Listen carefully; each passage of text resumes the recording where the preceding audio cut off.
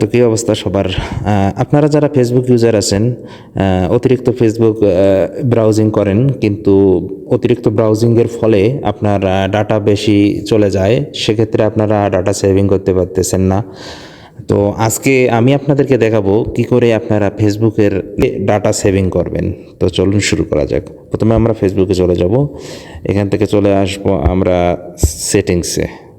প্রথমে এই থ্রি ডটে ক্লিক করব। থ্রি ডটে ক্লিক করার পর এখান থেকে আমরা চলে যাব সেটিং অ্যান্ড প্রাইভেসিতে। সেটিং অ্যান্ড প্রাইভেসিতে চলে আসার পর এখান থেকে আমরা চলে আসব নিচে। নিচে আসার পর আবারও আমরা সেটিংসে যাব।